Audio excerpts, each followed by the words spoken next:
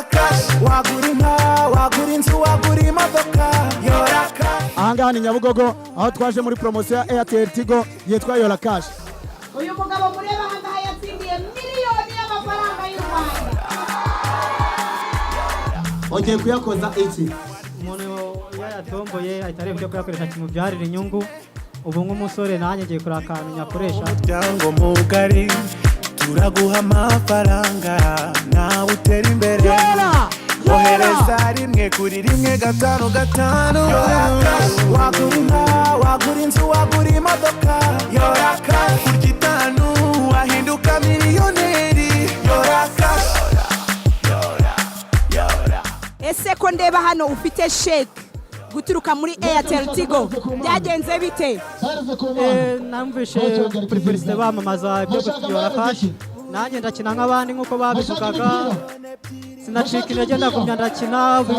Ejo sibamamagara ejo bundi nkumva barampamagaye. Navuga ni ibyishimo nakangura n'abandi gukina kuko nta gucika intege umuntu akihumeka. Wakinnye inshuro zingahe? Nakinnye inshuro 9. Okay, none ubundi wakoraga iki?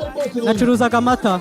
Hanyuma ndabona uri mu babonye igihembo cya buri cyumweru. Sibyo? Ubundi tumenyereye ko iki gihembo kiba ari miliyoni. Uyu munsi cyiyongereye byagenze bite? Uyu munsi byiyongereye kuko byari byiza cyane. Byiyongereye. Hanyuma rero nagira ngo ubwire abantu aho uboneye aya mafaranga muri Airtel Tigo ugiye gukora iki? Ingamba zawe ni izihe? Ingamba zanjye nari mfite ahantu ho kubaka ariko nta mafaranga yo kubaka nari mfite. Ngiye kubaka inzu kugira ngo nanjye ngire aderesi. Nabwira Airtel Tigo nuko iyi tombora Yora Cash yazanye yaje ikenewe, bakangurira abantu gukina kuko niba batagombaga uno munsi ejo bazaguhamagara, ejo bundi ni wowe. Wagura inka, wagura inzu, wagura imodoka.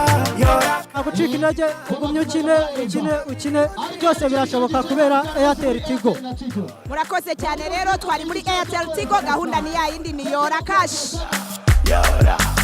Airtel Tigo iryitanu ryaguhindurira ubuzima niryo ukeneye ngo Yora Cash na Airtel Tigo. Andika umubare rimwe wohereze ku 155 cyangwa uhamagara 155 ubona amahirwe yo gutsindira miliyoni imwe buri munsi, miliyoni 2 buri cyumweru, ube wanatsindira igihembo nyamukuru cya miliyoni 20 buri. Yora Cash hamwe na Airtel Tigo, umurongo ukoreshwa na benshi mu Rwanda.